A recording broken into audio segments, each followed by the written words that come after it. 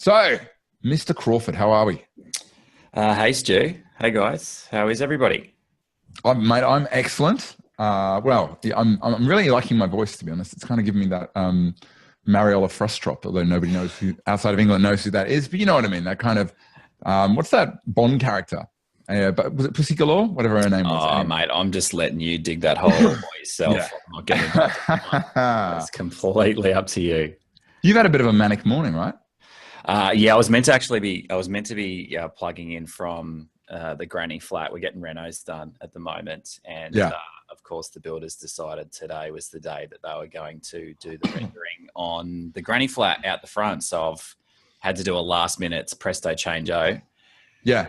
to zoom into the office. So a little bit manic today, but managed to Fair get enough. here on time. So Perfect. Perfect. Man, thank you so much for sitting down with me. I know we've kind of known each other for a long time. We kind of sort of catch each other at various different events and things. And I don't know if you know that I was your spending coach client for a period of time. well, I do know that. Yeah. I know you were, man. I haven't had that many people. I mean, I've coached. I think we're coming up to about 300 so far. But I remember everybody's name, face, and especially those with a Hugh Grant style accent. And no doubt what they spend their money on out Yes. of school, right? Yeah, absolutely. So look, man, let's just kick off because I mean, there's so much we can talk about here today. And when we were looking for a title for this, we sort of played around with a bunch of I things. saw that. It was good.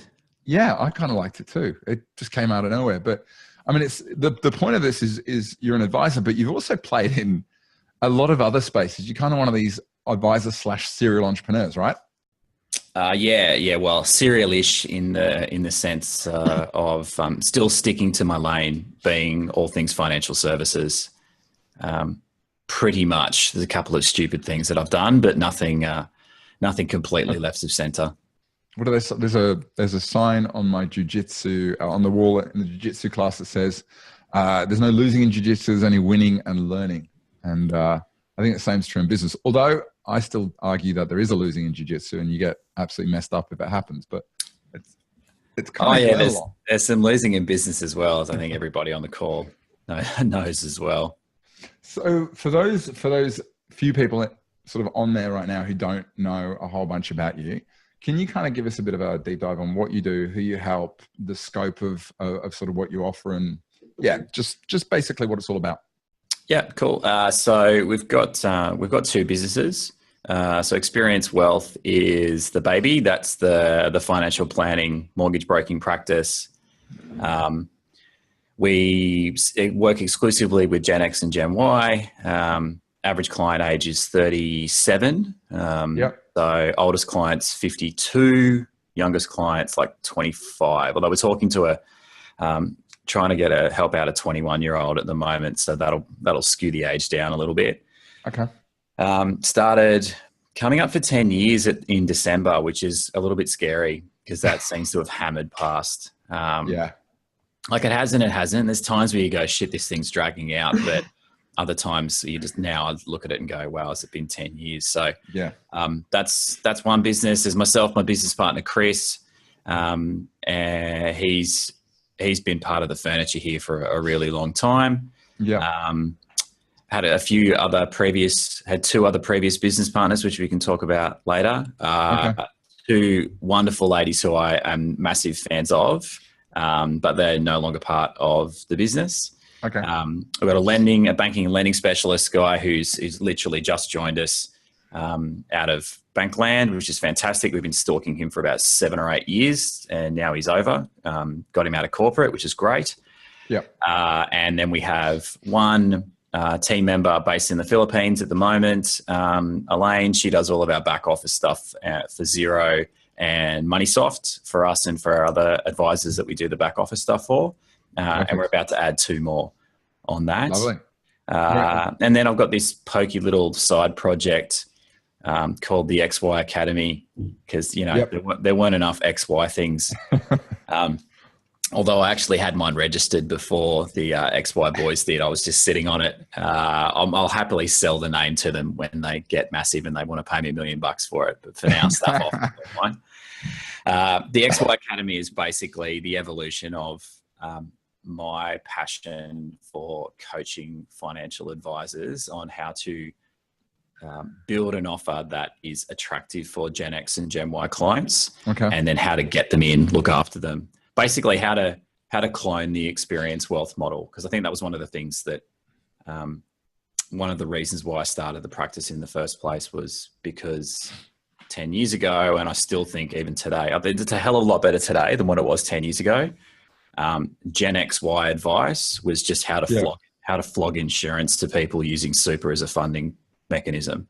I think technically that's how the strategy was told. Intergenerational advice, that was the other garbage name they used for it. So it's definitely come on a lot. Let's put it that way. Yeah, it has. So the XY Academy is me legitimizing working with advisors in that. Initially, it was just training them on budgeting and cash flow. But now we're really starting to evolve that. I've built a couple of other online courses now, which are one's about to go live. The other one's sitting in a holding pattern at the moment. But yeah, that's corporate that's sort of the business side in a nutshell. That's awesome. So should we go back to, I always like to know the origin story, the kind of Batman Begins of Steve Crawford, so to speak. I'm sure it doesn't involve you falling in a well full of bats, but I'm sure it's just as interesting. So tell us, I guess probably the start of it would be Experience Wealth. Would that be the beginning of it, or does it date back further than that? Oh, I was a corporate before that. I started from a business point of view, started at a company called ACNL, Australian Casualty and Life, which was the other side of National Mutual, that sort of days. And then they got bought by AXA, and then AXA, I was there, and then I bailed out of there and went over to MLC. MLC is actually the origin. MLC's got a lot to be, there's a lot of good things that came out of MLC. And so they've got to be thanked for creating the Crawford or starting the Crawford issue in financial services. And they've also got to be blamed for it. That's where Melissa and I met. What year was this when you were at MLC? 2001 was when we would have crossed over. Yeah, I think so. There's a few people, there's a few of that sort of initial sort of early 2000s MLC crew that's fortunately still floating around in the industry in various different roles now. Mate, it's all the Journey framework's fault, basically. Oh, mate, the Journey framework. Anyone that's non-MLC won't understand it, but everyone that was at MLC will just go, that bloody Journey framework. Anyway. The proposition for those who don't know was, but prior to MLC, people used to go and say, can I have 10% of your funds? And MLC went in there and said, give us 100% and we'll give you a business system. And as you can see, that kind of inspired a lot of people. The other thing that often comes out is the question was, they'd go in and go, hi, I'm from MLC. The answer's MasterKey. Now, what's the question? But that's a different thing. So MLC 2001, what came after that? Met my beautiful wife, the original, the number one Crawford. So she outranks me in so many ways. So Melissa and I met, fell madly in love, joined the MLC breeding program, which was all about, keeping people in the system. And we were lucky enough and a little bit untimed. Mel's sick of me telling this story, but she knows everybody knows it now. We had our first child very, very young. So we were sort of 25, 26, bucked the trend, which at the time was a bit of a nightmare from our friends' point of view, because it was very, very different. But right now we're out on the other side of, our youngest now is 7. My eldest is 14. So I've got a 14, 10 and 7-year-old boy. So it's 14, 10 and 7-year-old boys, 3 boys. But at the time, that was the corporate life was going okay. I was sort of in that BDM, PDM type role. Yeah. Pretty, I'm arrogant now. I was next level arrogant and completely unfounded back then. Did not know my ass from my elbow, but just knew that I could figure it out faster than everybody else. That's MLC PDMs back in the day. I mean, it was like being king of the cream, sat on top of the pile, covered in skulls. Pretty much, yeah. And so we sort of got to a point where Aiden was, as my eldest, it was about 12 months old. Okay. This is the genesis of Experience Wealth actually happened before that. So at the time when we got pregnant, we knew enough to be dangerous. Melissa was one of the senior sort of leaders in underwriting at MLC. So she had insurance covered. I was sort of working in the BDM team doing investments and insurance and super. So I thought I had that part covered. Yep. And we were renting in the Seaforth in the beautiful northern beaches of Sydney. But first time, we wanted to buy our first home. And my olds were from the Gong and Mel's olds were from Western Sydney. And we were going to be stuffed if we were going to head back there. Yep. So we went looking for a house. First time owners don't exist in Seaforth. I think the median house price then was like 2.5 million. So this was 2004. So went looking and started to go and sort of scope out some advisors and get some help around helping us make decisions around what we're going to do. And at the time it was, how much money can we afford to spend on a house? How much do we need for maternity leave? When Mel does go back to work, does she have to go 5 days or 4 days or 3 days? How does this whole childcare system work? Yeah. Like all of that sort of stuff that was really relevant and important to us. Yeah. And I was sort of really disappointed that the industry just didn't have the answers to those questions. And looking back now, I completely understand why, because the whole payment structure at that time for financial advice was 100% linked to product. So, there's no product that goes for childcare. There's no product that's linked to budgeting. There's no product that's linked to mat leave. So all they did, surprise, surprise, was, well, we can sort your super out and we can sort your insurance out. And we're like, mate, we're covered with that. We don't need it. Yeah. The banks would lend us. They could tell us how much money we could borrow, but not how much money we could afford to borrow. Yeah. And so we sort of had to bluff our way through it. And in the process, what ended up happening was I just figured it out. That was the initial creation of the budgeting and the cash flow stuff.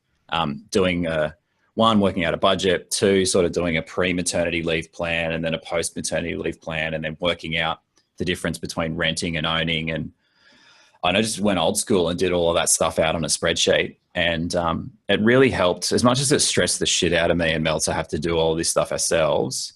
It helped us make those decisions. And that was the catalyst for the creation of Experience Wealth. Okay. So I spent a few more years in MLC sort of learning my craft of, how to have conversations with people, and built the model in the test tube environment. I wasn't cut for corporate. I wasn't cut out for it. I love working with corporates, but I couldn't handle, you have a Monday morning meeting every Monday morning. Why? Because you have a Monday morning meeting every morning. And I just did my head in. So bailed into, when was it? So 2018. So 2008, December 2008, started the business from scratch. No clients, no referral partners. Never been an advisor before. 1 month after the GFC, targeting the 2 demographics that apparently were untargetable. And then sort of that was it. Pitched to 25 mates at a pub in Docklands. Actually got one of the heads of MLC down to help me open, and said, famously or infamously, saying, I need 5 of you guys to come on board as clients. Otherwise I'm going to have to go back and work for this bloke. And I'd rather neck myself than do that. Fortunately, 5 of them came on board as clients, and those 5 created. Shout out to Mark Angus, our number 1 client. He loves me telling this. He's like our number 1 ticket holder. Love it. So shout out to those guys, because they helped us sort of kick off from there. And then those 5 helped us get another 5. And then that was sort of the beginning. So let's talk about, like a lot of people, Rachel says Mark Angus is a legend. Yeah, Gussie's a rare breed. He's one of the good ones.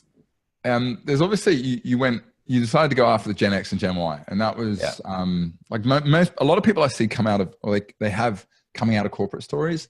There's a moment where they realize, do you know what? That's not right, or that's not happy, or that doesn't make sense to me. And that motivates them to go after something. And I think, when you first have that, this, when you start a business and you're full of passion and all the rest of it. And then you sort of reach that point where you realize that this isn't going to be as easy as I thought it was going to be. And it's usually a bumpy period. I mean, what did you learn in particular about sort of what you thought the offer was going to be and what you thought you were going to offer versus the reality of launching that kind of business and growing it from, 2008 through to where you are now? Yeah, I think I was trained. One of the best, look, I love my time at MLC and I think, you did as well. And all of us that came out of that same school, we were trained. I think to this day, I don't think the industry has practice management training like we got back then, where we were actually taught strategy, business strategy from a financial planning point of view. And we were taught how to think and we were taught how to strategically go with what was coming. And that's why the journey framework worked at the time. And that's why it doesn't work now. But what that did was it gave me a really broad understanding of the market and what I could do. And so I sort of had two passions. One was business insurance and the other one was the GenXY space. So when I started the business, the plan was to have a two-pronged strategy, have GenXY and then do business insurance. And I ended up doing business insurance for about 18 months in total.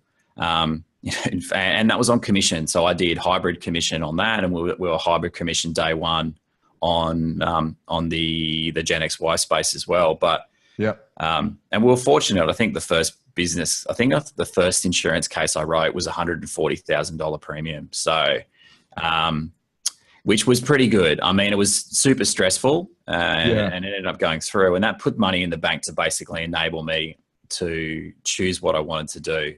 And at the 18 months, that was the first fork in the road. I was like, I'm going to end up being a half-ass hero at both of these things. So I need to pick.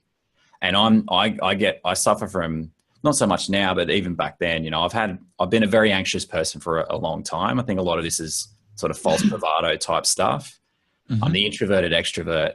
And when it came to business, like the last thing I wanted to do was stress. So I was really worried that I was going to stuff one of them up. And so I just basically forced myself to choose. So I was super passionate about the XY stuff. I was passionate about how much money you could make on the business insurance stuff because I knew it, but I wasn't passionate about it. And that for me wasn't it. If I was in it to make money, I would have stayed in corporate. So that was the first fork in the road. And that allowed us to sort of push down the XY space and spend a lot more time on that. I think that's a really important point because I think my daughter, 4.5, came back and she was watching Wish and Poof, which is a new thing. It's a Wish magic cartoon. And she turns around and says, mermaids, that's my passion. I'm passionate about mermaids. And I said, it's great that you're passionate about mermaids, but I think that a lot of business owners, they start out and they're told this thing, follow your passion.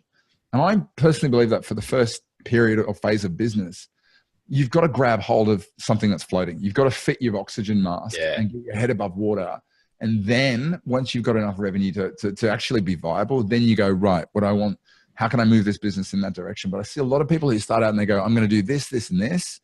And guess what? 6 months later, they're realizing that the first step is just get the revenue in the door so you're actually a business. Yeah, look, we were like, I think back now and part of it was, and I say this, a lot of people say to me, you were lucky that you could start from scratch. And I'm like, well, we weren't lucky. Just Mel and I were planning my exit out of corporate pretty much 3 years in advance.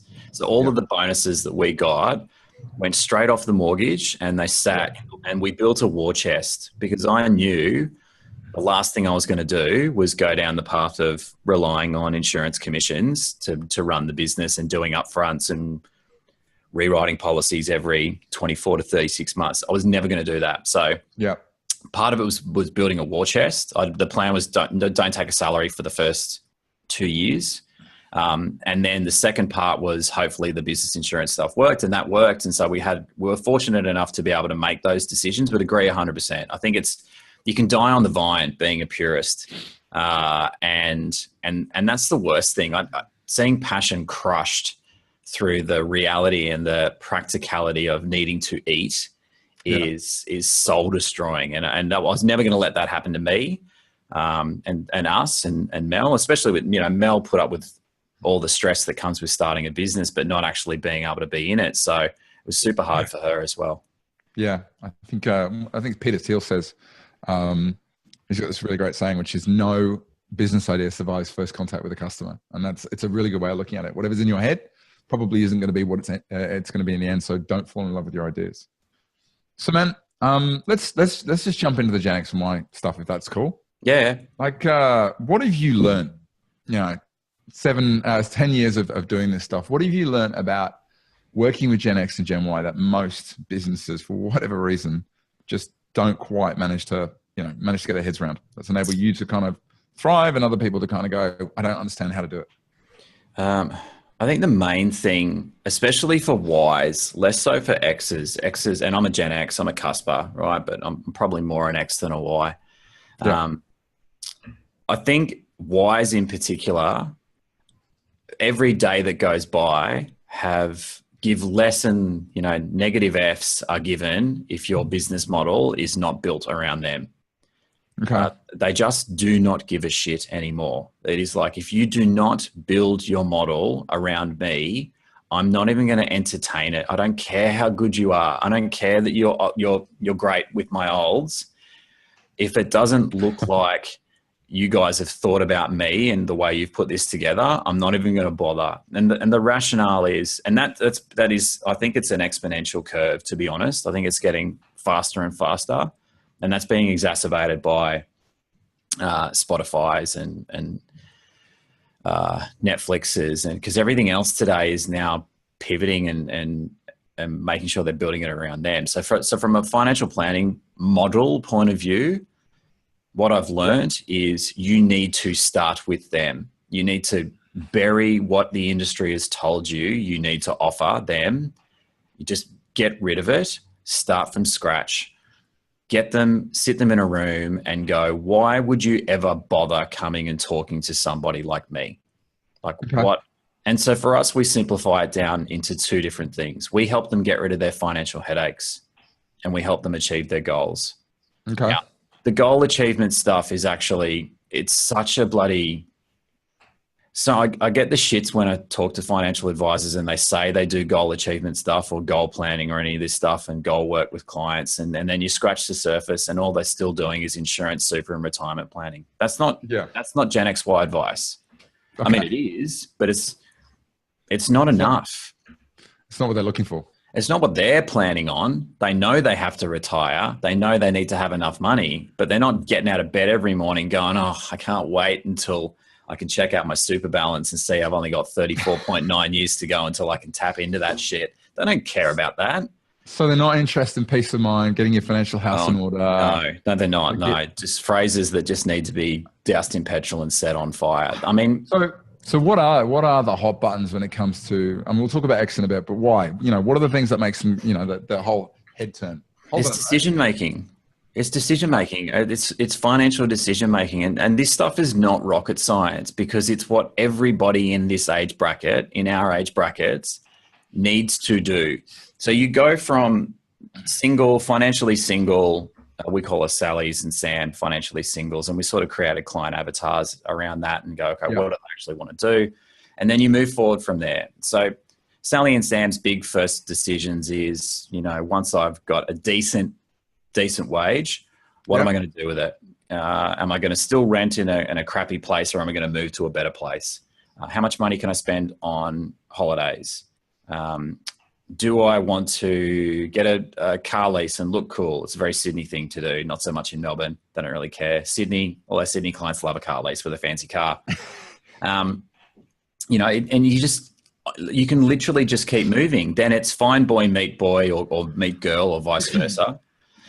Do we move in together? If we do move in together, how do we start blending our money? If we are going to blend our money, is this someone that I actually want to blend my money with? If the shit hits the fan and I need to bail, how do I get out of that without losing everything?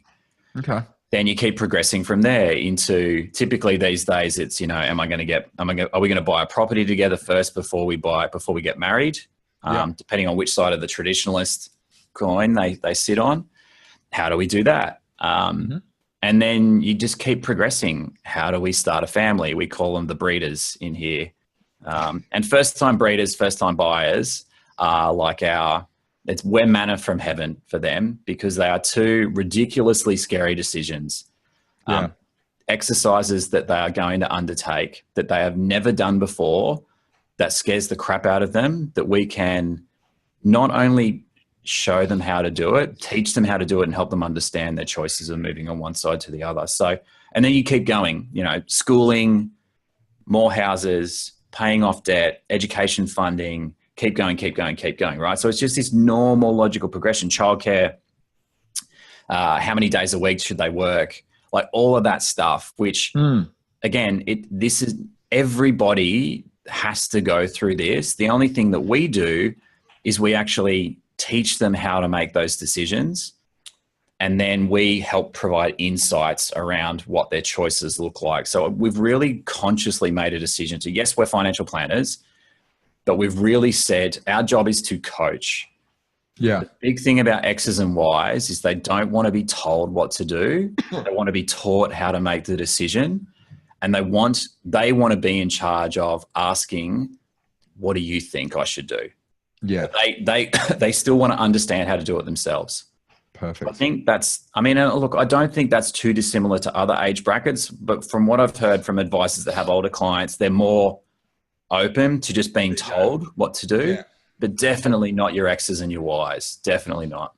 I've noticed that with the younger clients, when you've got more of a consultative initial appointment, which is less about, you know, let me tell you everything I do and all the solutions, let me solve your problem, more about let's unpack, you know, what your goals are, where you're at now, and then collectively let's decide what are the main things you need to overcome in the middle.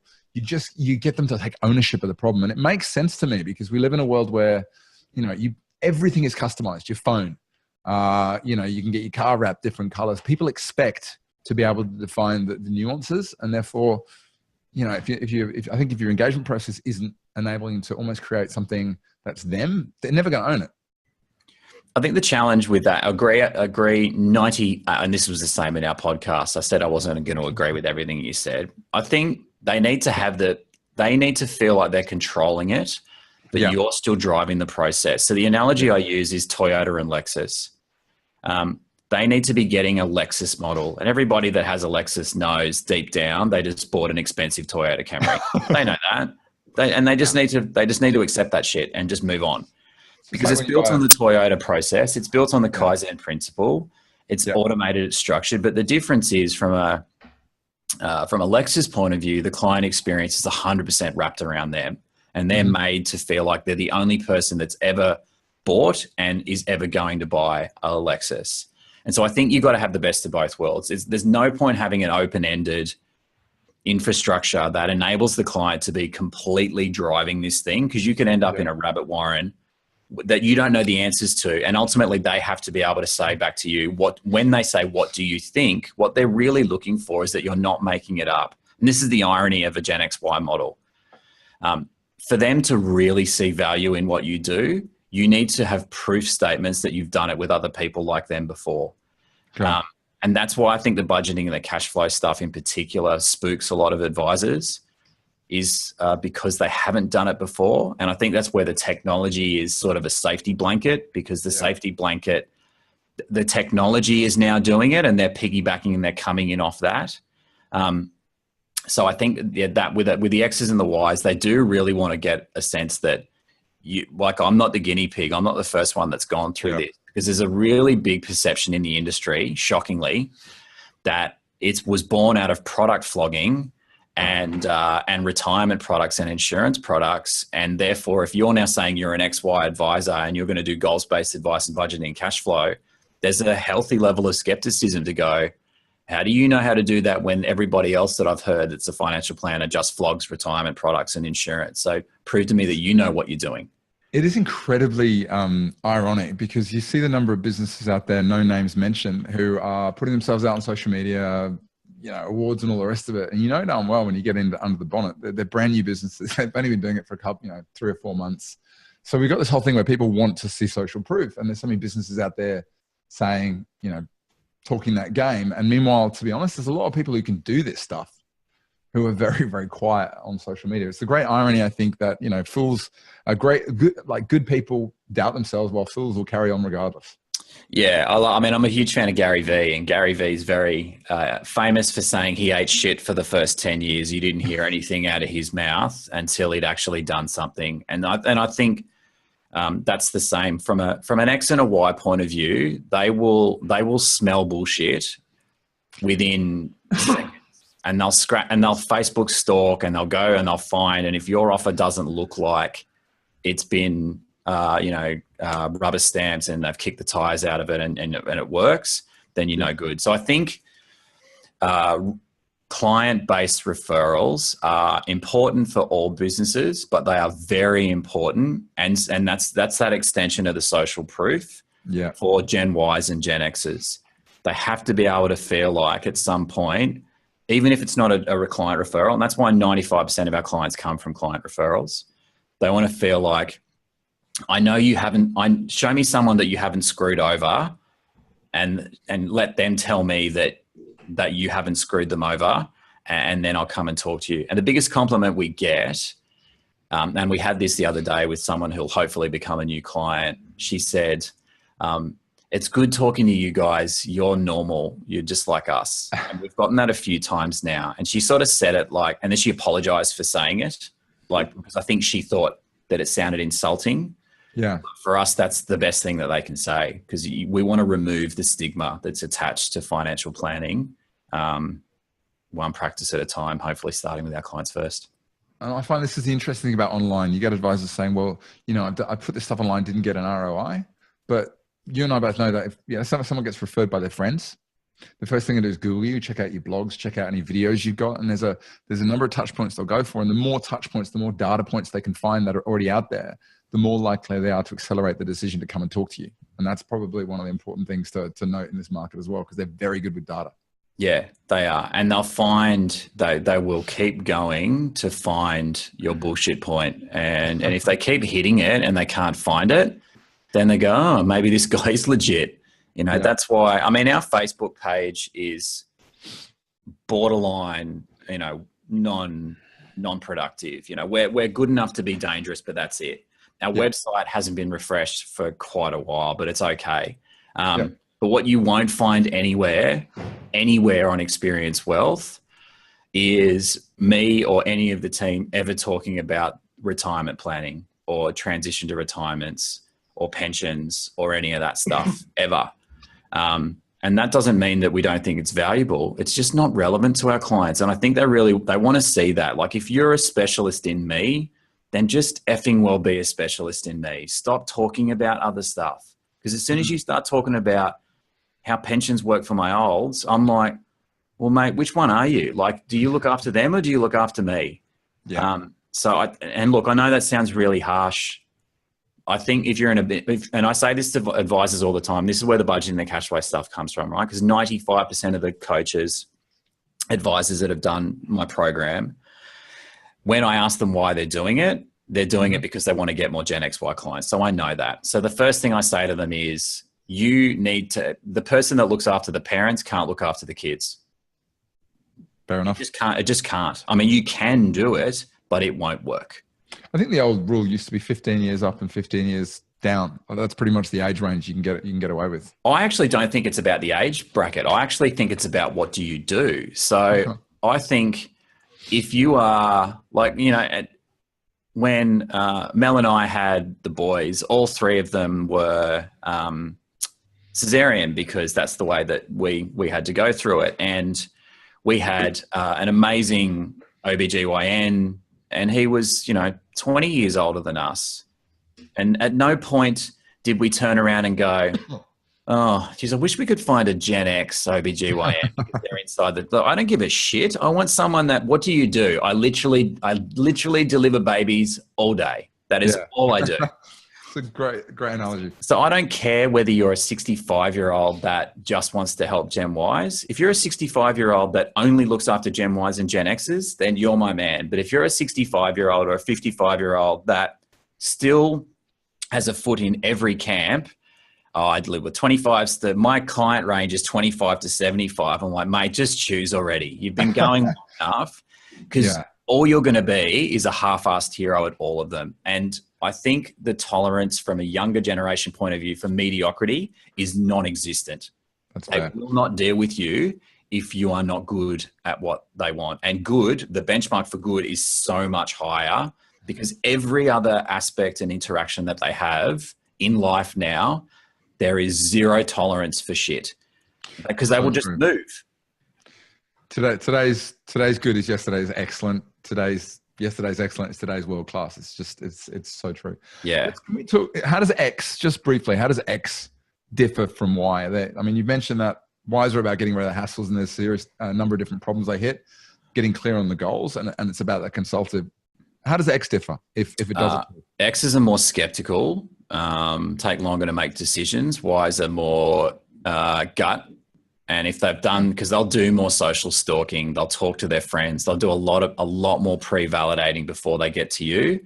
So when they talk to you, it is more, yep, it's what I thought, let's hit it and quit it, or nah, I was wrong, and they bail. Whereas X's will want to kick the tires a little bit more. So you tend to find with our X's, and I deal with most of our X's just from an age point of view anyway, plus that's my specialty.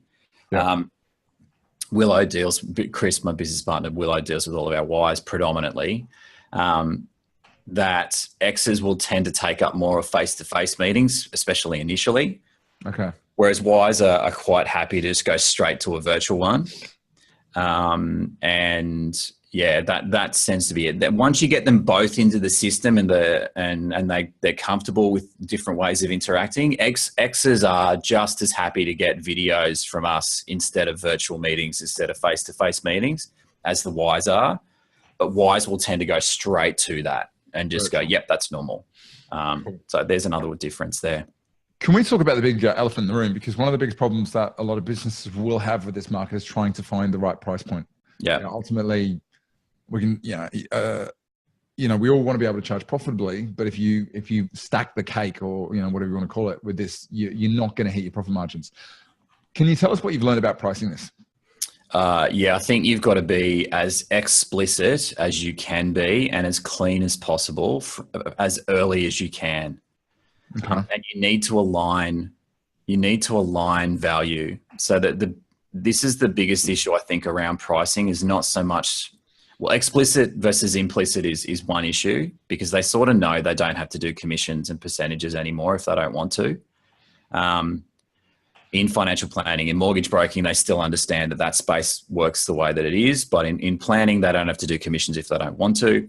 The biggest issue I think is around the alignment of value. So if you're going to say that the majority of what we do with you is help you make better decisions around your money, we're going to do goals-based stuff, we're going to do coaching, we're going to do budgeting and cash flow, but the way I'm going to get remunerated is still heavily linked to whether or not you take out a retail insurance product, that doesn't align. Okay. And it's a really hard continual sell. And so I think my view is align the value. So if you are going to, if you're going to have the majority of your payment coming from insurance, then give the insurance the value that it deserves in the way you position it with the client. If you're going to have the majority of your value coming outside of insurance, then you need to charge for that outside of insurance, outside of super. It needs to be a direct fee, because all it's going to do is devalue it. And it'll always be seen as something that isn't really that valuable, because if it was, you would charge me directly and explicitly for that.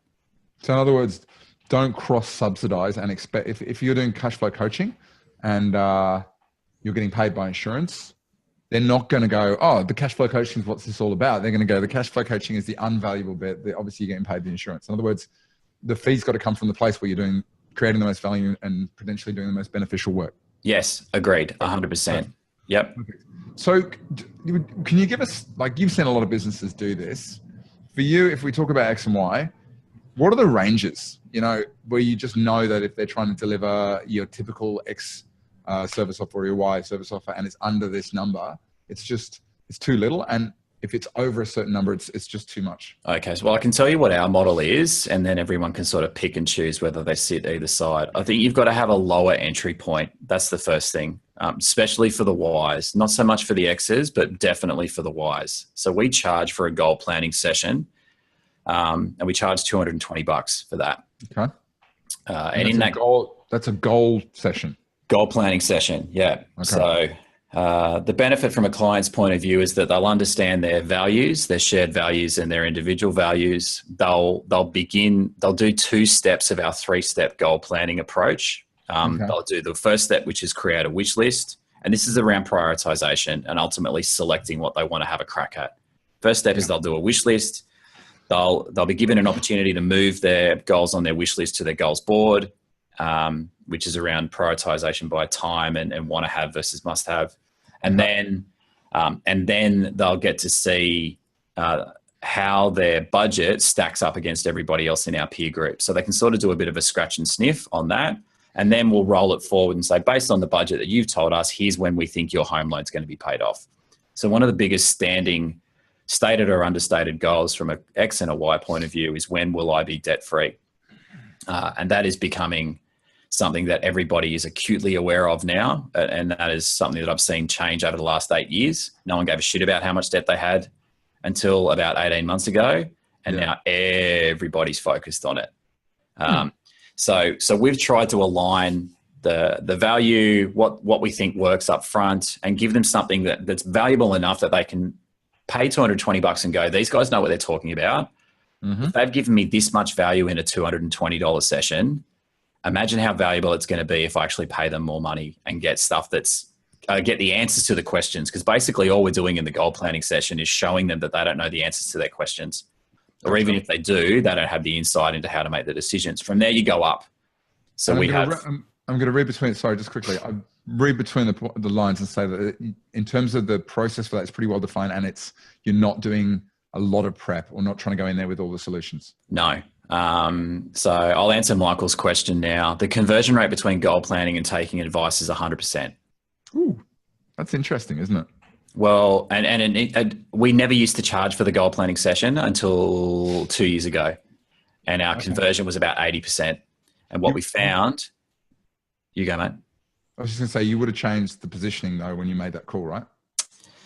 Yeah, not a lot. The reason why we started charging $220 is just skin in the game for us. We're not doing it to make money, but what we found was people who aren't going to pay $220 won't pay $1,000, $4,000, $5,000. So it really, what it does is it filters them out. We don't want those people getting into that part because we're already starting to emotionally invest in a potential client, and we don't want them coming on board if they don't need to come on board. So the conversion's 100% from that point. Have you tried different price points for that, or has it always been 220? We just stuck it at 220. So you've not gone high, you've not gone lower. It's just we've just left it there because we wanted to have that hurdle. So we go nothing. So obviously 0, and then 220, and then the next jump up's 995. So that's for what we now call the money and mortgage management plan. Okay.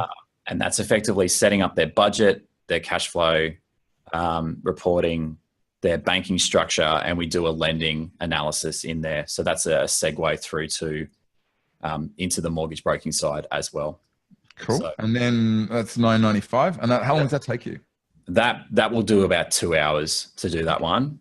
And presumably that's an hour on its own, just no prep. Yeah. Yeah, pretty much. There's a tiny bit of prep, but not a lot because it's all structured. Perfect. We then charge per goal. So I think one of the things we do differently is we charge $500 per goal. So if at the planning stage, so if you've got one goal that you want us to map out, it's $500, 2 goals, $1,000. And most clients on average, Ys will typically just go with one goal, which will be a property purchase or a baby fund. So helping us work out what our maternity leave return to work plan is. Yeah. As I said, if you get a breeder buyer combo, first time breeder buyer, that's $1,000 straight away because it's how much can we afford to spend? How do we put it? And then for our olders, for our X's, it'll be education funding and the early retirement fund. Or we got a lot of corporate clients that want to tell their boss to get stuffed and start their own business. So we'll have like the get stuffed work calc. Get stuffed. And then insurance and super, we charge $1,995 for a single and $3,990 for a couple. And that's a one-time only setup fee for insurance. Super. So that's insurance, super, estate plan, structuring. And presumably that's commissions rebated? Dialed down to 0. And typically if we're doing it the right way, we can meet best interest duty and all that sort of stuff. Typically that one's getting charged to the super fund. And if they need to, they'll put in a top up contribution to even that out. Mate, it's a classic sort of online sort of funnel where you go from your free stuff, then your slightly expensive stuff, and then it's an ascending model. It's fabulous. I love it. And then ongoing, I think you got to keep that clean as well. So we have what we call the DIY offer, which is $20 a month. And that's literally access to the budgeting and the cash flow software, whether it's Xero or MoneySoft. We've got our own versions of both. And that's literally designed we've got 2 clients on that now, only 2. That is literally there from a business point of view to say, guys, if you ever want to bail, we don't want you feeling like this thing only works if you're stuck with us. So this is the Get Stuff Steve strategy, and I'm going to keep it, and it's only $20 a month. So it's basically a list maintenance strategy for future marketing opportunity. Well, yeah, just to maintain contact so they know you're there. It is. This financial year coming up, we're going to have a proper crack at actually growing our pre-sales strategy and actually cultivating a funnel at the front end and using it as a way to bring people in. We've never needed to, and we still don't need to, but we want to try and de-risk the business by moving the reliance off our clients for providing our sole source of referrals. Our ongoing, and then 2, we've got virtual coach and personal coach. Virtual coach is I always get the pricing wrong on this, $150 or $200 a month. So $150 a month for singles, $200 a month for couples. If anybody wants any of my pricing stuff, I'm happy to flick that through later as well, mate. That's easy. It's shared everywhere. Jump onto the XY Advisor Facebook group or join my Facebook group, and I'll give it to you all for free. There you go. Which is that one's a little bit XY Academy. XY Academy, yeah. We'll put so you can just go Facebook / the XY, so THEXY Academy. I can get the link and chuck it in. I think the thing that's different about that one, that is 100% video, no interaction with us. So they get quarterly progress videos from us. They get an annual review video from us. And if they want to then take advice or buy some time, they can buy that. So they can basically add it on and go, if I want to make a change to if one of our recommendations in the pre-annual or the annual review is previously you were insured for X, based on the numbers that we now know, your risk is Y, we recommend you plug the gap. Do you want to plug the gap? And they go, yes, they pay $550 to do that. Perfect. And then you've got a personal coach, which is $300 or $400 a month. So $300 a month for singles, $400 a month for couples. And if we're doing, and that is then your traditional financial planning, but unlimited emails, unlimited meetings, unlimited changes, just normal. Yeah. And presumably if there's new advice, you charge a fee at that point? No, all included. It's included. Okay. Yeah. Cool. That's the model, mate. You got to go all in. It's either all or nothing. Like I think if you had the middle one and you go, any changes this, but otherwise that's the model. Like you've got to sort of do it on I get what I get. I pay what I pay, and then it's included. I mean, the only time it would be completely random, they want to set up a self-managed super fund, which we don't do anyway. And then we're just handballing them off to somebody else to do that stuff. Mate, we're coming up to time, but I'm actually keen to keep going if you are. Do you have a bit of time? I'm happy to hang around, buddy. I'm good. Look, before we go, for those who've potentially got 10 o'clock, Steve, we had a chat about the fact that if anybody's really interested in sort of learning all the stuff you're doing, you've got a code they can use. I'm going to put it in the box there. Just see the thanks Stu in there. Yeah. So what that'll get you access to is 25% off my the Your Spending Coach course, which is the budgeting and the cash flow one. I'm about to launch our debt course, so the the mortgage management program. That's going to go live today, and that's for helping you integrate the banking and the budgeting and the cash from the banking to the lending side. So if you've got a mortgage broking arm, I would be looking at, I think there's some value in looking at both. If you don't have mortgage broking, I'd just be looking at the budgeting and the cash flow one. I've limited it though to 25. So it's the first 25 people will get it. Okay. We'll get a 25% discount off any of those things. Perfect. And then after that, it stops. Okay, so let me put I just realized I put the code into just you and I, which is probably going to help. No, you said to all panelists. Oh no, I'm not a panelist. Sorry.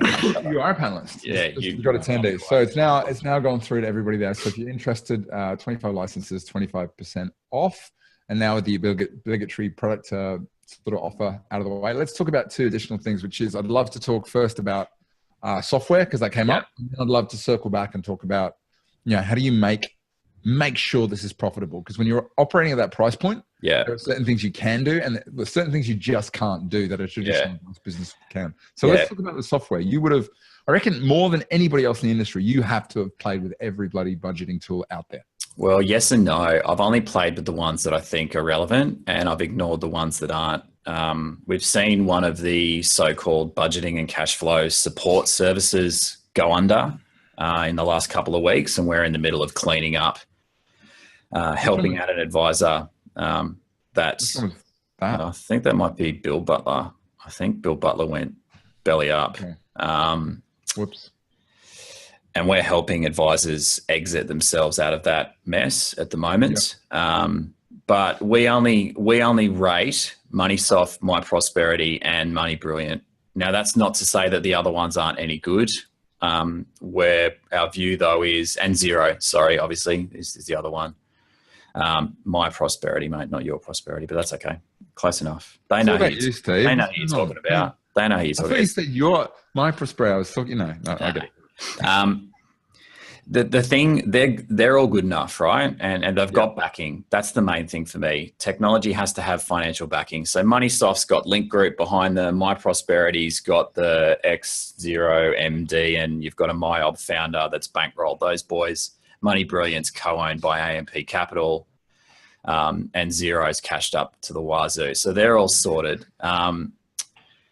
You've got, and the reason why we suggest those as opposed to things like you're writing now, Pocketbook and Acorns is DIY, right? So this is not a business software. It's great for your DIY clients, but it's not going to give you practice level reporting, whereas the other ones are. The top three, MoneySoft, MyProsperity, and Money Brilliant, are what we call auto code software. So whereas Zero is auto suggest.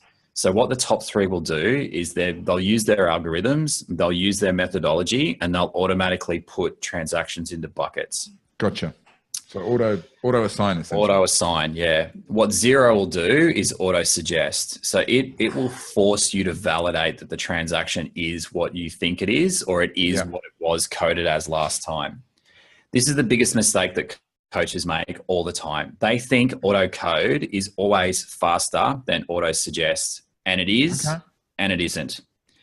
It is initially, because it'll put stuff into a bucket, but they all get it wrong all of the time. Not 100%, but in their quest to limit the amount of times that advisors need to allocate and unallocated, they'll just keep progressively ratcheting up the rules engine behind to do allocations, and they'll get them wrong.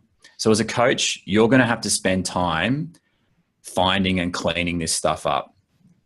In Zero, you're spending your time allocating.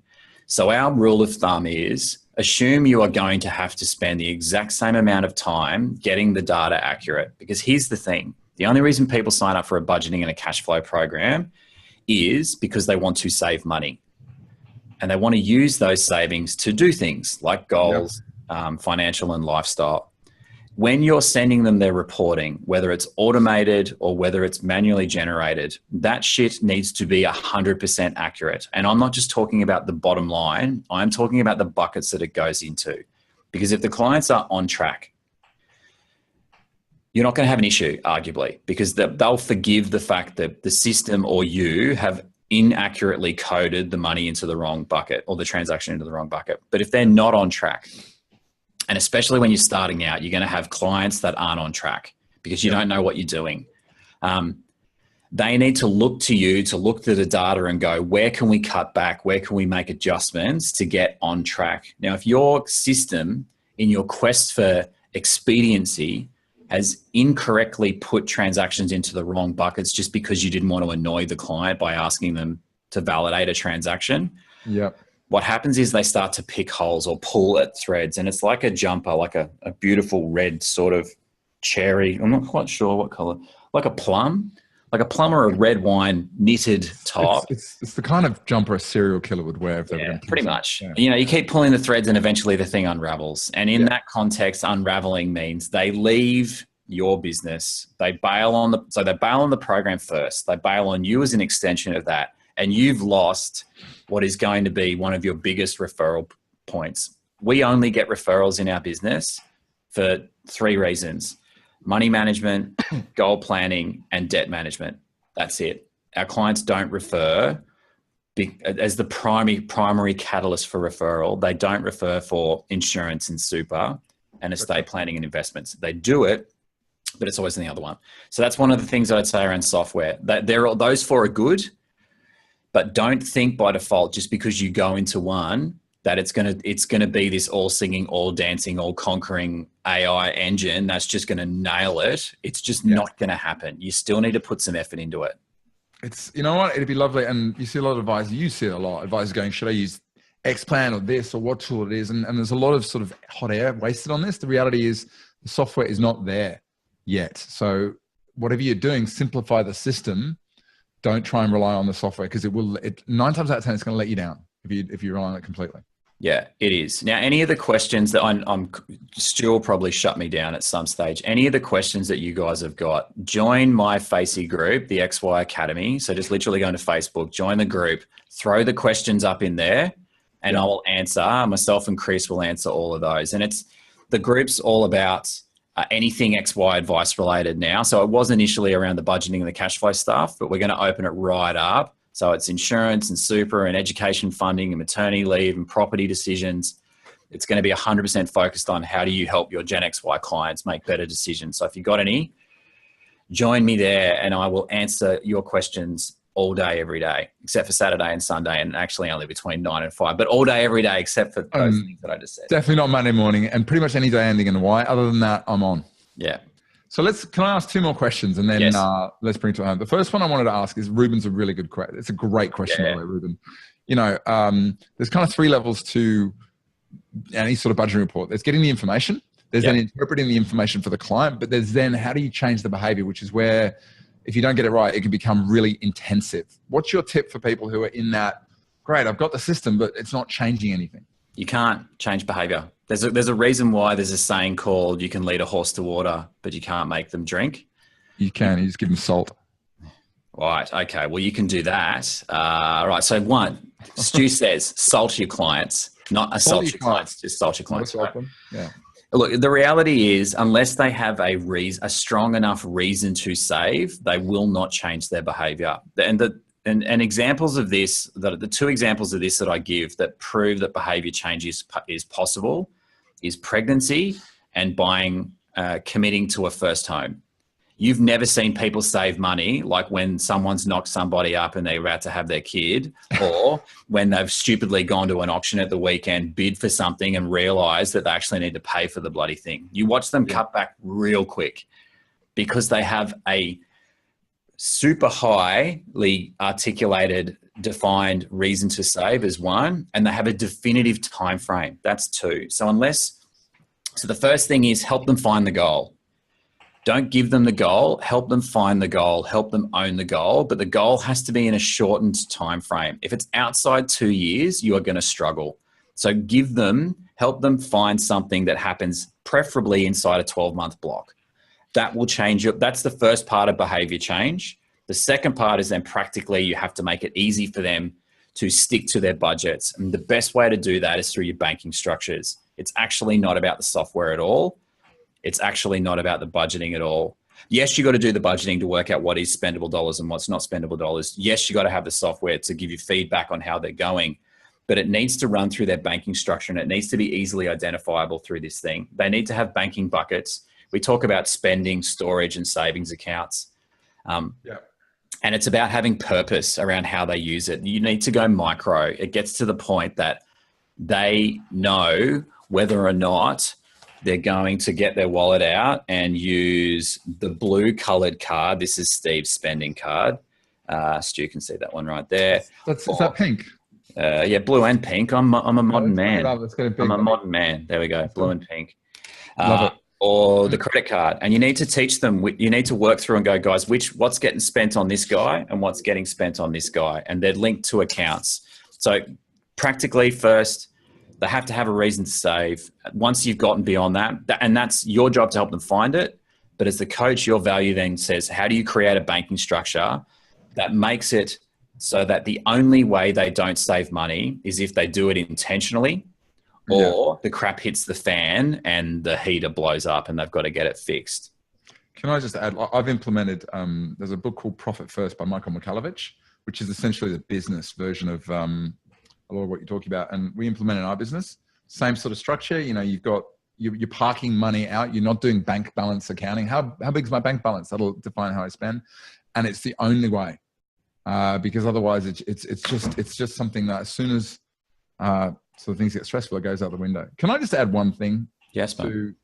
With the motivation, I absolutely agree. It's about the reasons, about the time frame.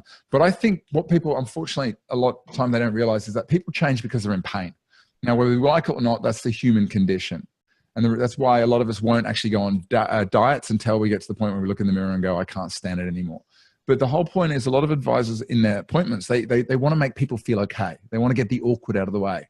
And you have to understand that if you're going to make people to change, you have to let them sort of sweat in their awkwardness before you put the solution on the table. And the other thing is be aware that once that immediate pain is relieved, you know, they've got some money in the account, you've got to step in and be really vigilant. Otherwise, people generally, when they get the pain taken away, they go back to what they did before, which is why a lot of people do diets, they lose the weight and they put it back on.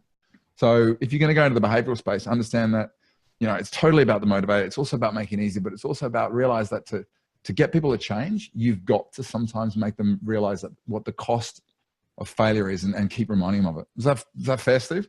Yeah, I'll agree with that. I think we're more of an enlightened model. I've got 3 boys. So the thing that I say is I'm not your effing parent. I'm not your older brother. I'm not here to babysit you through this shit. You're grown-ups. Yeah. If you say you want to do something and then you don't do it, I'm going to believe you.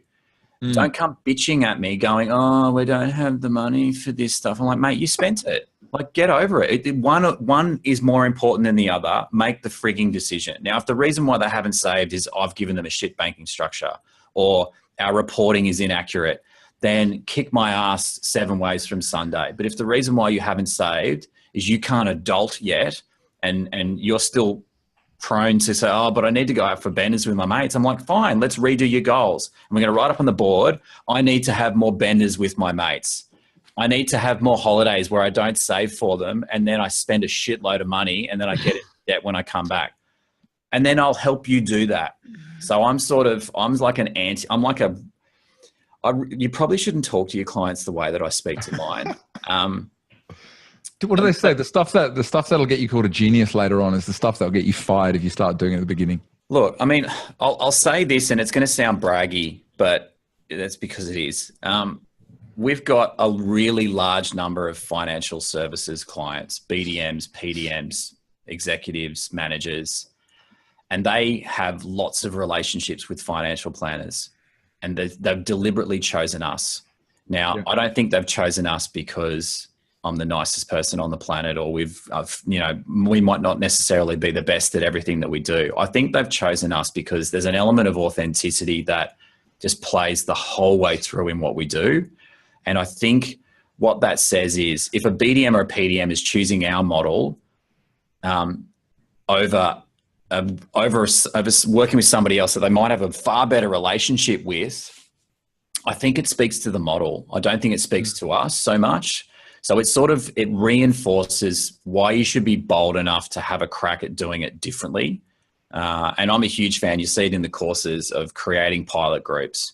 Test this shit in the field. Get to minimum viable product, get validation from your client base that this thing actually works, find some friendlies that are going to allow you to make some F-ups, and then launch and then use the data to back up your calls. But be bold, because I think the window that we all have to get this right is closing.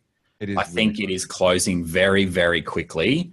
And I think a lot of advice practices run the very significant risk that they will get excluded from the majority of the market if they don't start to actually play in this space very soon.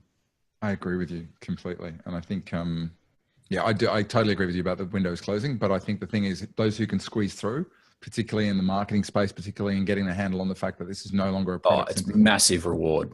You are just going to, literally it's downhill all the way on the other side. Yeah. It's just that flip that's got to happen in the business models and the way I think about it. Let's finish on one thing. This has been so good, Steve.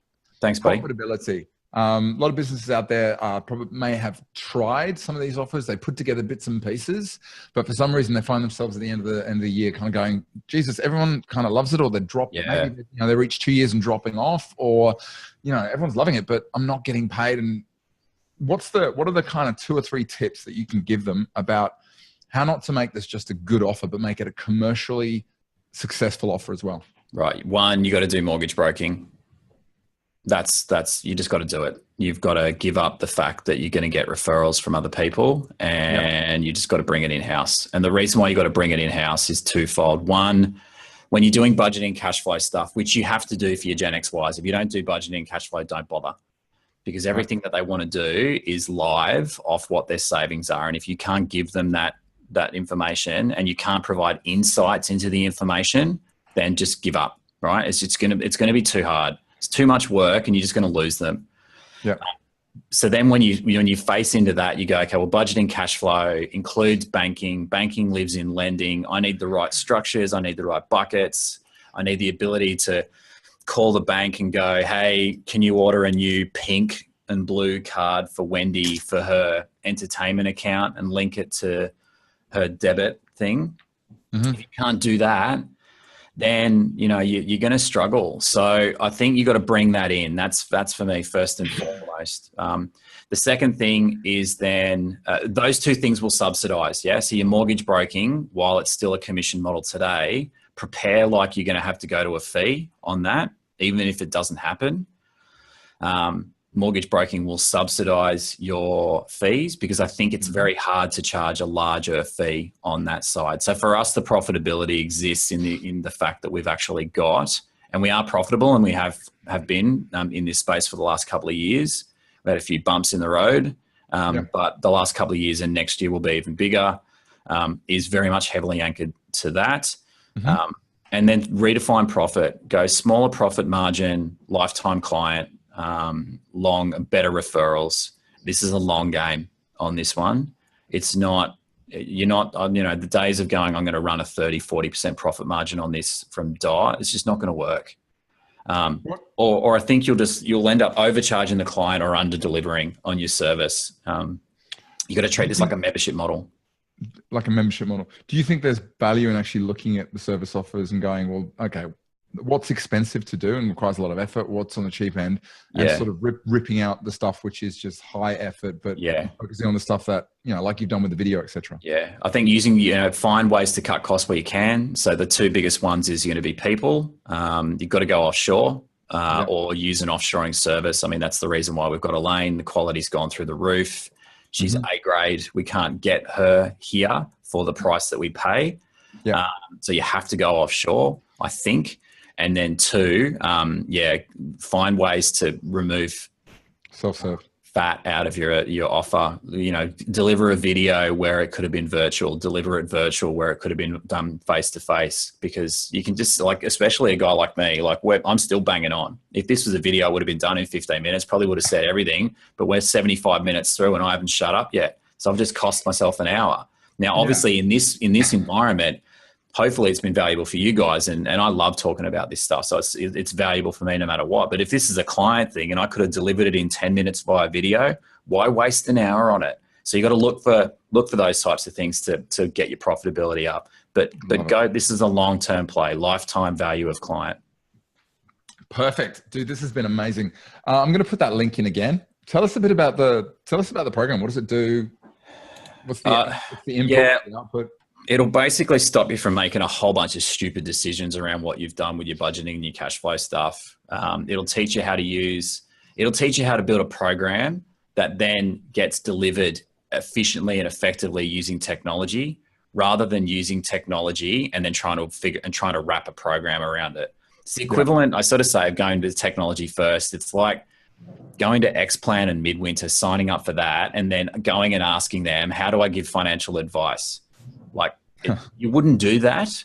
But when it comes to this stuff, we sort of defer to the Money Softs and the My Prosperities to run our budgeting and cash flow offer, and that's just not right. Plus, it's missing banking. The banking is the most important part. I cannot stress that enough.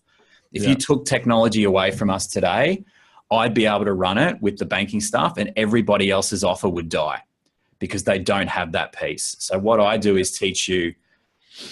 I go back 8 years when we didn't have technology, and we did all of this stuff by manually reconciling clients' CSV files and using Excel spreadsheets and banking buckets. We get old school on this shit, and I teach you how to do it. I teach you how to build your own version. I teach you how to avoid making dumbass mistakes like I've done along the way. And hopefully all of that is worth a couple of $100 of your time and hard earned. There you go. So do me a favor, everybody who's here, I can tell that this has been cracking because everyone's still here and they're still sort of live. I'd love you to type in the box because we're both really in need of, positive feedback. Well, feedback and generally, high need for it. Do me a favor, type in the box and just let me know one thing that you've taken from today's discussion, which is you could take away and implement in your business in the next 7 days, and it's going to make it better. Just so we know exactly what those elements were. But while I'm doing that, I'm going to ask you a question, Steve. Yes, mate. One of the questions we're going to cover off at the next 2-day accelerator is all about the future. Give us an idea 2 years from now. What do you think is the number one thing that is going to be different about the way advice is provided that most advisors maybe aren't as aware of as they could be, in your opinion?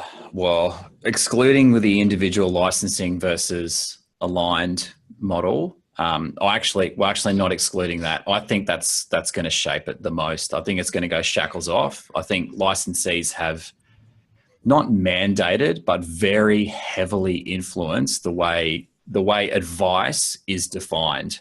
Yeah. And I think most advisors, if they were left to their own volition, would not define financial advice in the way that they have to live it and breathe it today. So I actually think that will be the biggest change. And I think what will happen is it doesn't need every licensee to break up.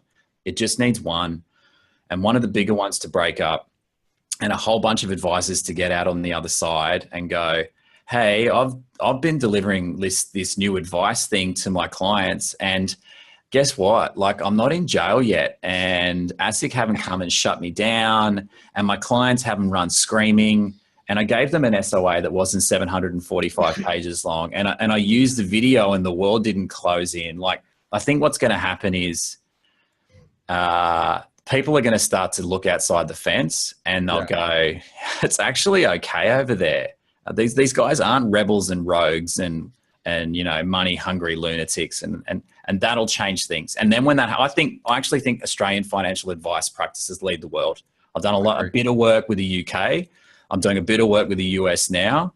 I think we are the best at delivering advice. I think we are too scared to face into using technology. And I think that'll be for me, the thing that was holding that together was the licensee. Remove the licensee, and mate, we are going to be so far ahead of everybody else. I agree. We'll start, we can start taking over the world then, and they can look to us.